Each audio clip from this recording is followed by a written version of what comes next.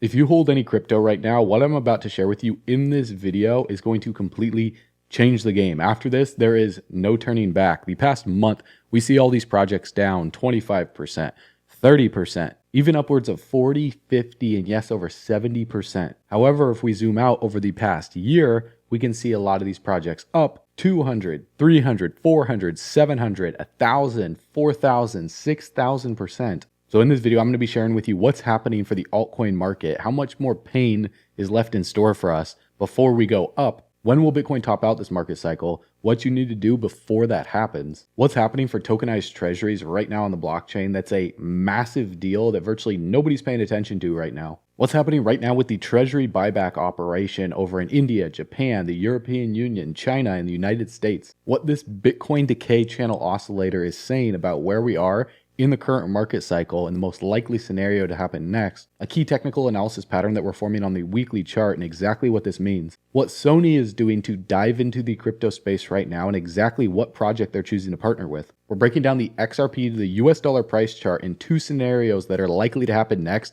based on a key indicator on the weekly chart. The reason why we're all still very, very early in the crypto market, regardless of whatever happens in the short term. And also what I'm doing to earn an extra 1,000 to 2,000 XRP per day through the #1 liquidity pool on the XRP ledger and the #1 play to earn XRP game. So if you guys are feeling bullish, comment 777. If you're feeling blessed, comment 777. And if you're going to become the first millionaire in your family tree, you know what to do. Confirm it by tapping the subscribe button, liking this video. As always, let's run it.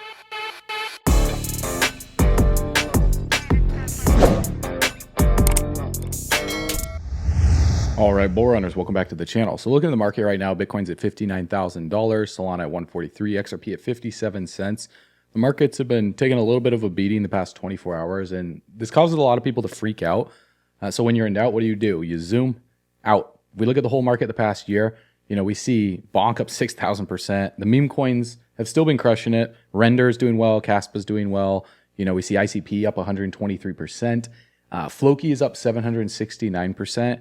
And so to kick this video off, I want to let you guys know what's going on right now. I talked about this in a previous video. Over the next 24 hours, it's super time sensitive. They're actually doing an airdrop for FLOKi holders. So the reason why FLOKi is holding up well over the past few days is because of this airdrop. And so this is for Simon's Cat. Now, Simon's Cat is a big over in Europe. You know, I just found out about this within the past week or two, and Simon's Cat has millions of followers on social media. So this project already launched on the 22nd. And it has about $172 million market cap already. So they're doing a big airdrop for this. So pay attention to this, that we got a lot to dive into in this video. They're doing a snapshot for the airdrop on August 29th at 23:59 UTC. So based on your time zone, you just go on Google and type that in, just copy paste and say what time is that, then enter your time zone. So they're saying that you can get FLOKi up until the snapshot time to qualify for the airdrop. The cat airdrop is proportional to the amount of FLOKi you hold. For example, if the distribution ratio is 0.4, 40% cat per one FLOKi, then if you hold a million FLOKi, you would earn 400,000 cat. In the same example, holding 10 billion FLOKi would earn you 4 billion cat. So the more FLOKi tokens you hold at the time of the snapshot, the more cat tokens you will get. Now, I don't know if it's exactly 0.4%. That might fluctuate. You know, please note that they even say, please note that the numbers used in this above example are only for illustrative purposes. And to qualify, you need to hold at least a minimum of 400,000 FLOKi tokens. According to this post, Binance will support the cat airdrop for FLOKi holders on their platform. And for full details on the Binance specific airdrop, please refer to the official announcement here. Now, also, they're saying that users who hold FLOKi tokens on chain, which means essentially on any wallet, will also be airdropped directly to their wallet on the BNB chain, but this doesn't mean you need the BNB version of FLOKi.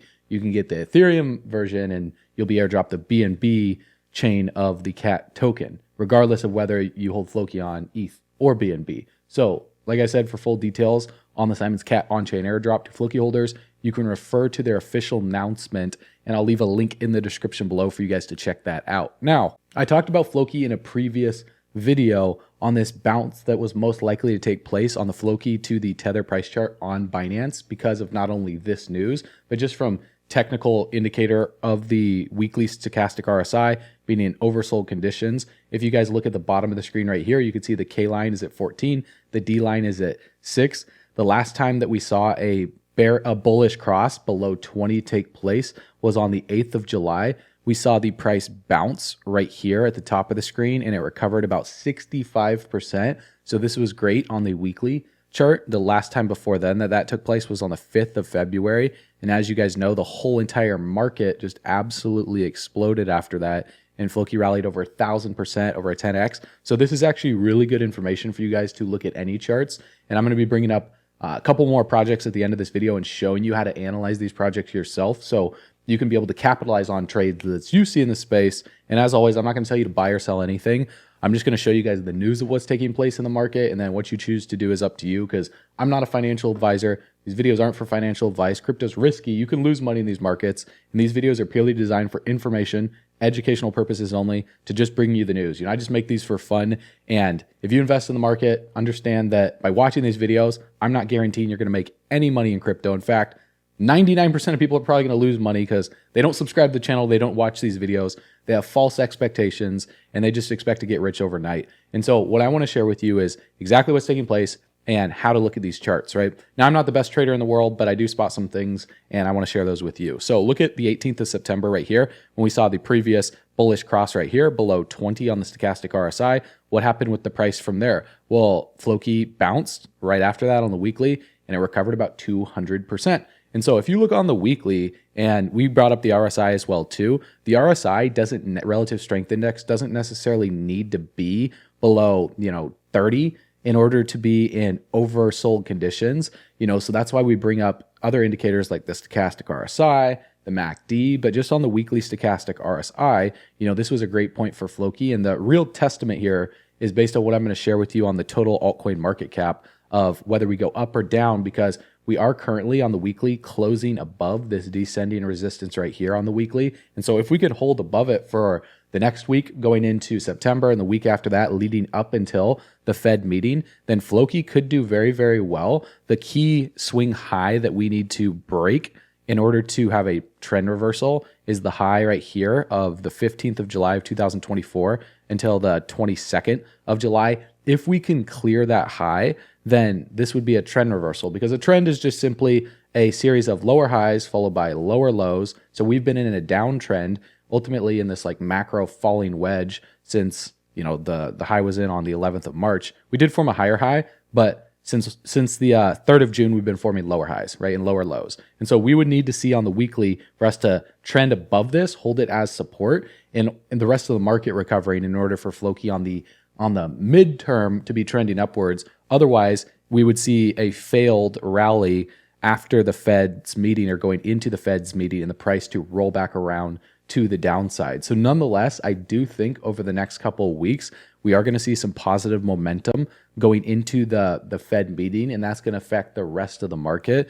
So if you guys want to benefit from their airdrop that they're doing, check it out. Like I said, I'll leave a link in the description below. FLOKi also launched their trading bot, and they say it's the fastest and easiest way to buy tokens. You can click the link below, start trading now. In fact, I tested this out the other day to see if this was worth the hype, and it was really, really simple. I was able to place a trade really quick. In fact, I'm up 28% on the trade over the past few days. And it's awesome because you can just click this little button right here. You can start the trading bot, and it'll basically show you everything that you can do, like manage your wallets, withdraw funds, deposit funds, check your trading positions. Also, you can buy and sell tokens simply just by clicking this right here. They made it very easy to be able to get FLOKi, or you can just paste the contract address of whatever you want. And it's super, super simple. I also made a tutorial video. You guys can click below, check that out if you want. Play around with it, have some fun, because if we look at the crypto total market cap excluding Bitcoin and Ethereum, this is total 3, and we compare back to the past on what happened with this capitulation event in March, and then we started to work our way on out of here. Everything is still looking good on the macro. Where we would reevaluate what's happening is if we broke the low of $470 billion that was formed on the 5th of August for that capitulation event in the market. Ultimately, right now, though, we are in a downtrend. As you guys can see, we got rejected from this descending resistance on the 24th of August. And so in order for us to form an uptrend, we would need to see the price break this descending resistance, hold it as support, ultimately break the high of the 24th of August, and then the next high to break would be right here from the 21st of July for the total altcoin market to breach above that and then hold that as support as the next stop. On the contrary, if we trend to the downside, the only time that we would really panic is if we broke this zone of support right here, like I just said, $470-ish billion. So when we look at the bottom of the screen right now, we can see some similarities to what we're going through right now. When we saw that rally up to the peak in June of 2019, when the market rallied to about $100 billion, we saw this sell-off, this downtrend form, series of lower highs followed by lower lows. It attempted a recovery right here by the 6th of November. Ultimately, it was a failed rally because we did not clear this high right here on the 19th of September. So we put in another lower low and we saw a continuation of the downtrend. Similar on the top of the screen, what you guys can see that just recently happened on the 31st of March, we saw the peak come in at about $780 billion.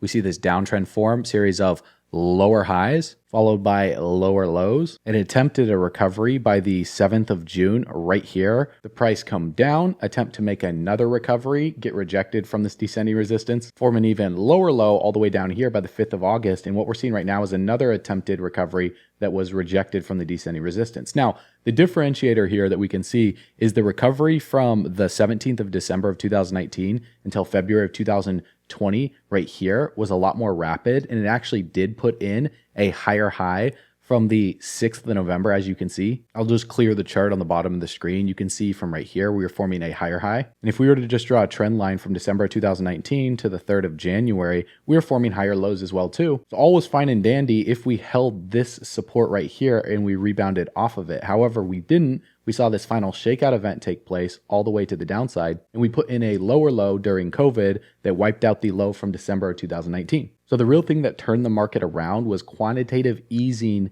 that brought the market out of this. And once we printed in a higher high, roughly in July of 2020, we broke the high of the 15th of February. We held it as support all the way through this region right here since the 16th of August until roughly the 20th of November. This phase roughly lasted another 90 plus days, so about 3 months, before we finally started breaking out to the upside to get into the final parabolic stage of the bull run to go into euphoria. So in my opinion, what we're going through right now is something like this scenario right here before we finally break this descending resistance and hold it as support on the top of the screen right now. And so we either have seen the low for the market on the 5th of August, or we have one final low to shake everybody out, completely spook everyone out the market to where people are the most pessimistic, negative, and fearful that they've ever been, and then go up from there. And so I'm going to explain a few different scenarios for you guys to pay attention to, because ultimately, if this recovery rally fails and we see another capitulation event to the downside, you have to be ready for that before we finally start making the recovery on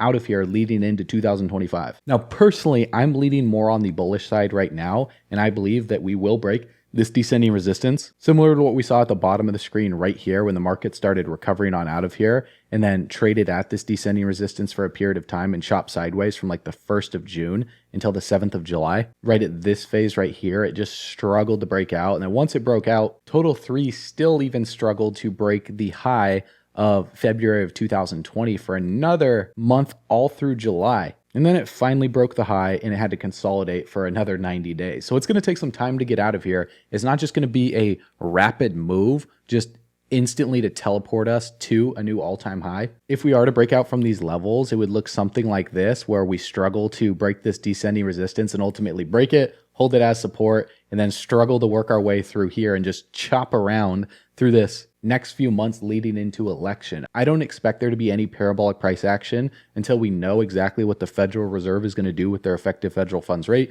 coming up in September 18th meeting. And he's most likely going to drop it, Jerome Powell, by 25 basis points. If he's more aggressive and he drops it 50 basis points, 75, or even 100 basis points, that might shock the market even more. And that's where we could see a liquidation event for another final capitulation to the downside. So right now we're somewhere within this range right here based on where we were in the past, attempting to make a recovery rally followed by final capitulation event, or we've seen the capitulation event and we're in the process of making the recovery right now within a circle that I'm drawing right here. Now, I thought this was a great post from the Scalping Pro right here about Bitcoin topping out. When will Bitcoin top out? Because Bitcoin has shown a pattern in previous cycles where it tops out several months after the halving event.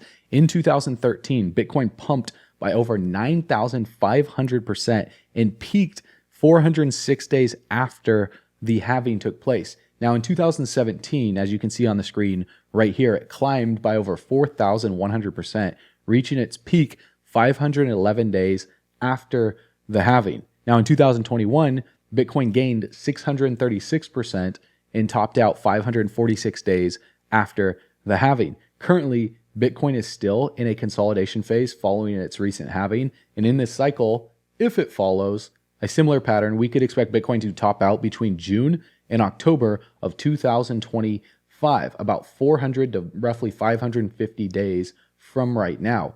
Even if we see just half the growth of the previous cycle, which would be a 300% increase from current levels right now, it could push Bitcoin's price up to about $200,000. So the smartest thing to do, in my opinion, again, I'm not going to tell you what to do. I'm just going to tell you what I'm doing. Then you choose to do what you want, but it's just to accumulate as much as possible. And here's the reason why. Even if we go lower and we see another shakeout event that could scare people out of the markets, tokenized treasuries are experiencing exponential growth right now. After taking 452 days to reach about $1 billion, the asset class took only 152 days after that to hit $2 billion, helping largely by the launch of BlackRock's BUIDL. At the current rate, tokenized treasuries will top $3 billion before Thanksgiving. So you guys can see BlackRock's BUIDL, BULLDL, I don't know how you say that, BULL. Then you see FOBXX, USDY, then a bunch of others down the list. So BlackRock's is the largest, and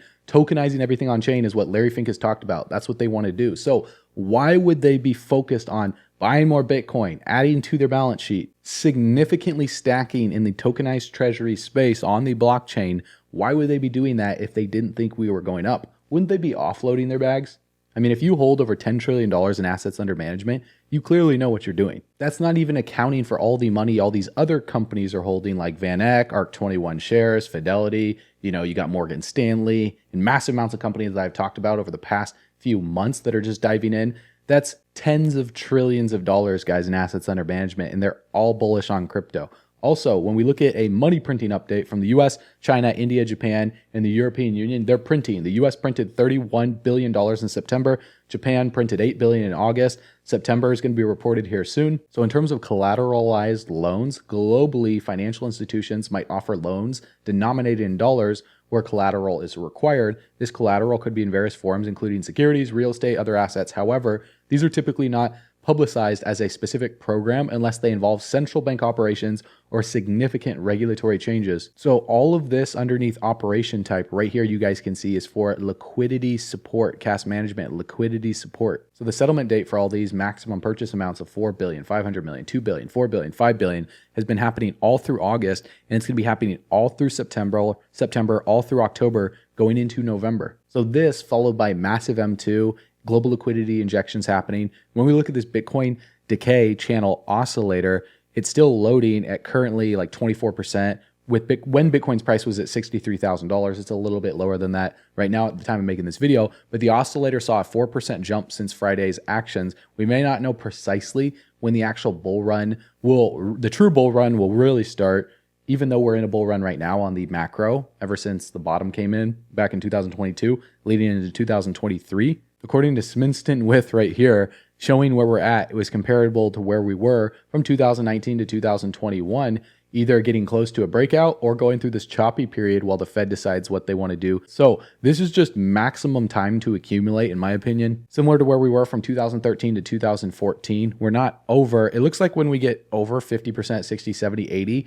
90%, then that's the time to start getting out of the markets. So people that are getting out of the markets right now, well, they're getting out between 20 and 30%. So we're by no means in overvalued territory whatsoever on the macro. There's still room to go. There's still money to be made. And everyone right now is seeing like a cup and handle formation on the macro chart, where Tony, the bull, sees an inverse head and shoulders in Bitcoin. The last time we saw an inverse head and shoulders from 2014 to 2017, the head was at the bottom.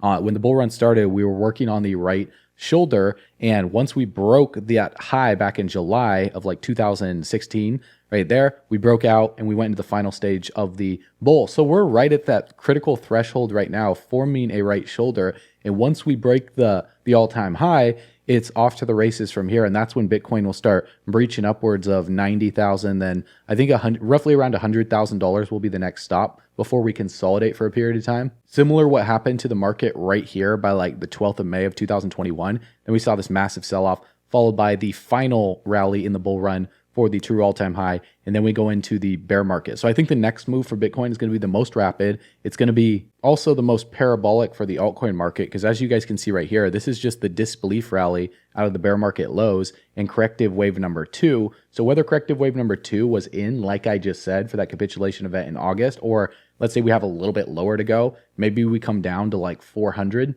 billion, wherever that low is. Let's say we come down to $400 billion. I'm going to be dumping so much money in the market because the next wave, Elliott wave 3, is usually the most impulsive, and then corrective wave 4, and then we see the final blow off top for the bull run. And so right now we're between 1 and 2, whether 2 is already in or we have lower to go. The recovery out of here is where we start stacking up more crypto before we see the next parabolic move to the upside. So scenario 1, we're working our way on out of here right now. We're just going to form higher highs, higher lows, and then we're going to see another major spring in the market to the upside. Scenario 2 is we still have further chop in this market to the downside, and then we start working our way to recover on out of here. Either way, this is the time where the millions are made to accumulate in the markets. And again, that's not financial advice.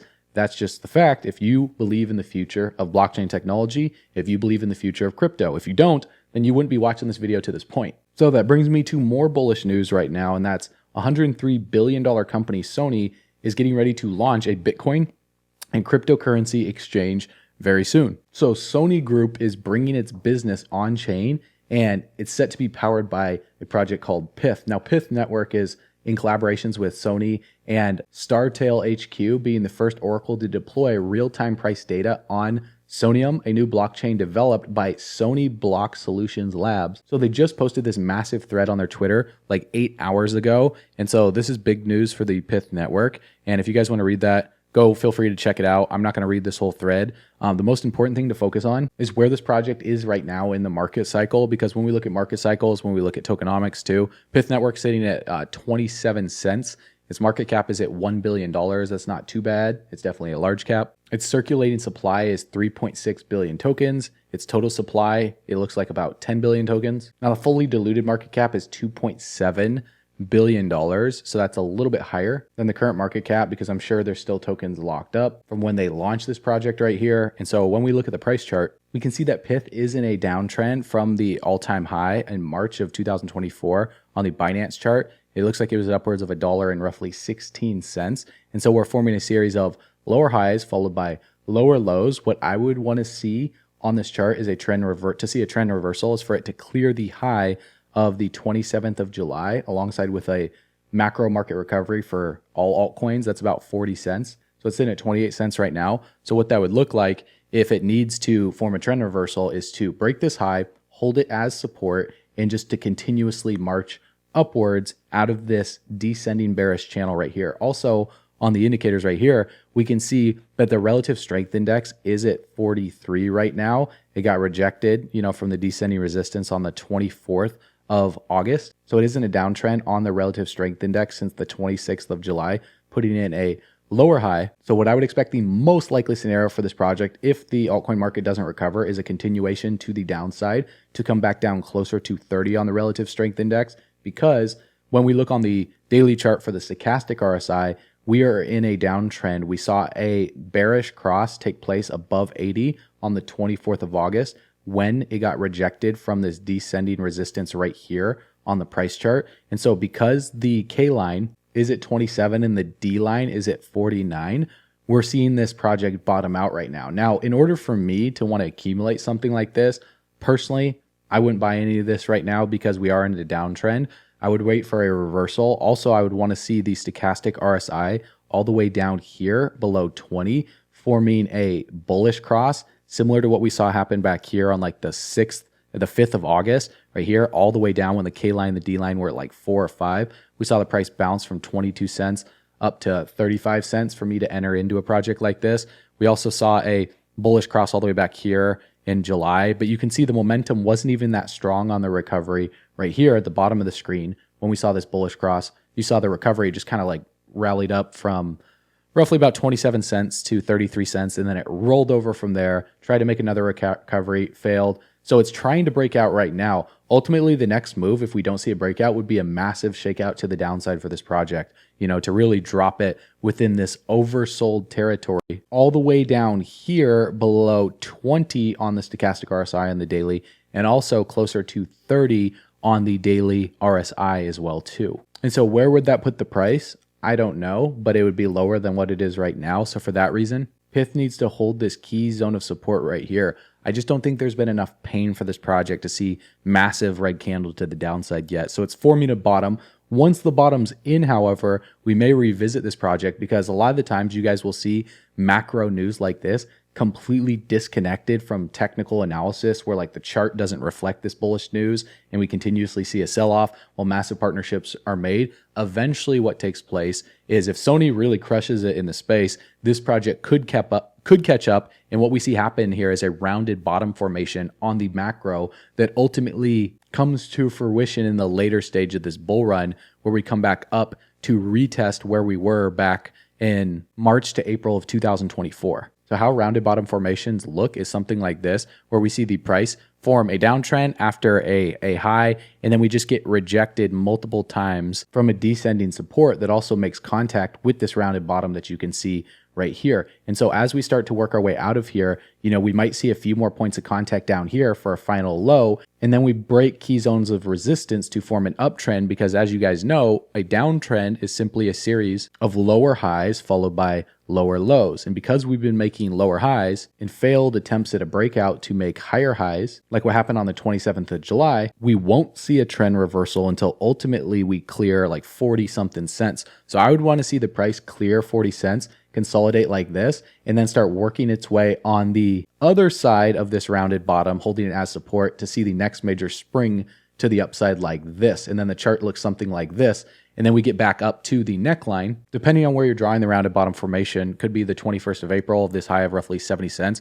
It could even be, the all-time high of $1.14. So we want to see the price form a higher high followed by a higher low, and then I might consider entering in a little bit later after I see that the macro market sentiment has improved with the Fed changing interest rates, key indicators like the relative strength index to be closer to 30, the stochastic RSI to be below 20 to get the best possible entry point. Because guys, if you're entering into a project when the RSI is like right in the middle at 43 like that, there's a lot of uncertainty there. Sure, it could go up and you get a good trade, but the majority of the time, if you're just blind investing like that, while we're clearly in a downtrend like this, not in oversold conditions, then you're, number one, you're not fully doing your research. Remember, just watching fundamental news about partnerships with Sony is not enough. Number two, you're running the risk of the project continuing to the downside and then having to sit there and wait for another 1 month, 2 months, 3 months while a project breaks out. So that's why I want to bring you guys other projects that I could spot in key oversold territories. For example, FLOKi was one of those projects. If you guys watched my video about a week ago, I talked about this. We just saw a bullish cross right here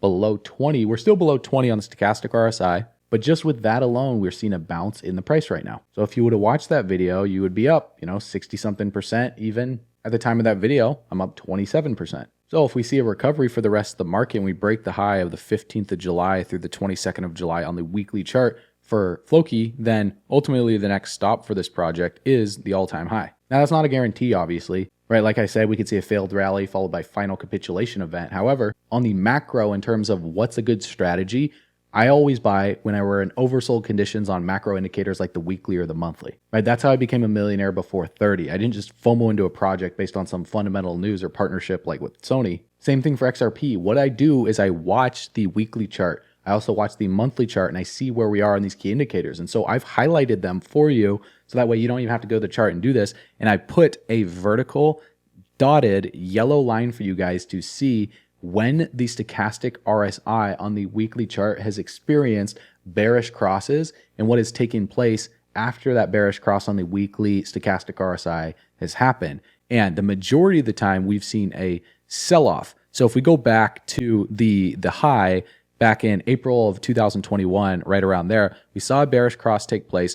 XRP's price crashed all the way from roughly $2 all the way down to like 50 cents. And then what did we see happen on the reverse side of the scale? Well, on the 26th of July, we saw a bullish cross below 20 on the stochastic RSI, where the K line and the D line were all the way down near 2. Oversold conditions, great entry point. Again, not financial advice, but the price went from 50 something cents rallied upwards of $1.40. So this is literally a cheat code, guys, that changes the game for you if you plan on investing on the macro market cycle based on these key indicators. And so look at the next time that we saw a bearish cross when the price rallied all the way upwards of $1.40 right here by roughly the 30th of August of 2021. We look at the stochastic RSI in the weekly. We saw a bearish cross happen roughly around 80, overbought conditions. Sure enough, we saw the price sell off to the bear market low. And we even saw another bearish cross right here during these recovery rallies. So during a bear market, if you want to make money during a bear market, if you plan on trading, you need to know what you're looking for on the weekly and on the monthly. Now, if you're planning on like day trading or getting into the minutes, it's very difficult to know what to do, but the same principles apply. And just on the macro, these are stronger indicators for where we're going on a long-term time frame. And so over the next few months from the bottom of August of 2022, you guys can see I have 1, 2, 3, 4, 5, 6, 7, 8 points on the chart where we saw a bearish cross take place on, above, or close enough to 80 that it warranted a reversal in momentum on the weekly chart. And so after the bear market bottom was in, the first one was right here, roughly on the 15th of August of 2022. You guys can see that the price dropped from like 40 cents all the way down to like 29 cents. And so this would be scenario one for what's happening right now on the weekly. Because as you can see, the K line's at 84. Currently, the D line is at 79. And so we saw a short-term temporary sell-off for XRP, but then it rallied from like 30 cents upwards of 57 cents to go into even more overbought conditions right here by the 26th of September. Then we really saw the price cool off on the weekly, and we saw the stochastic RSI on the top of the screen come all the way down here. Then we saw a bullish cross take place below 20 by the 2nd of January, and then it confirmed ultimately by the 16th of January after XRP's price fell over 40+%. So what that would look like on the price chart for scenario number one is XRP seeing a rally up in the short term, the stochastic RSI in the weekly turning up as well too, going into even more overbought conditions, somewhere even further above 80, and then eventually a shift in momentum to go from bullish momentum over to bearish momentum for the stochastic RSI to come back down, just like what happened right here from the 26th of September of 2022 all the way down until roughly the 9th of January of 2023, until we saw a bullish cross take place below 20 on the stochastic RSI for a momentum shift. Scenario number two in yellow is the momentum is already shifting on the stochastic RSI, and we saw the top come in with this bearish cross on the 29th of July, and we're just seeing the price chop sideways for a little bit until ultimately we see the momentum shift to the downside for the stochastic RSI. Now, when the momentum shifts to the downside, it doesn't mean that the stochastic RSI is going to come all the way down here below 20. As you guys can see during this period, right here from the 6th of February until like the 7th of August, we stayed above 30 for the K line and the D line. We just chopped in the middle of the range. Well, XRP was forming a series of higher lows, higher highs, and then ultimately saw a breakout when the lawsuit news came, rallied all the way up to 90+cents, and then saw another sell-off. The momentum on the stochastic RSI finally come back down below 30. It was all the way down here at like 1 to 2 for the K line and the D line. And you guys saw what happened with the price as well too. We came all the way back down here to 43 cents. XRP saw a sell-off of about 55%. So if we see that happen, the stochastic RSI comes back down, XRP would most likely see a sell-off in the short term. Now, I know that's not what you want to hear because most people just want price to go up to make money. However, if you don't hold that much XRP, that is a blessing in disguise because that gives you more time to accumulate. Because if we look at the bottom of the screen, if scenario two takes place and we see XRP start selling off more, it's very similar to what happened back here from October 2016 until March of 2017, where the stochastic RSI topped out over 80. Right here, we saw momentum shift, a bearish cross take place, and we saw the stochastic RSI come all the way back down below 20, giving you time to accumulate as much XRP as humanly possible at these levels between like 0.003 and 0.005 before the price absolutely exploded to the upside. So this is how you play the game in the macro. This is how you become wealthy. This is how you become the first millionaire in your family tree. You pay attention to stuff like this. You don't just FOMO in when we're clearly in overbought conditions on the weekly stochastic RSI. Now, that doesn't mean you shouldn't accumulate any because these indicators can be invalidated. We could see a massive breakout. We could see the price in overbought conditions for longer than expected. And the stochastic RSI could stay above 80 for the K line and the D line for weeks on end. If we see tens or even hundreds of billions of dollars just start flowing into XRP and they really do flip the switch. However, I like to take a realistic approach. I like to teach you guys the things that I look at on the charts just simply based on facts. And one of the most important facts that we need to think about is how early we really are compared to the amount of people who have heard about crypto, people who own crypto, people who've heard of XRP, people who own XRP, and people who own over 25,000 XRP. And so you can see this color code. If you guys are colorblind, I'm sorry, you won't be able to see this, but the vast majority of all these dots on the screen right here are black because those are the people who have never even heard of crypto. The amount of blue on the chart is so relatively small to the whole entire global population.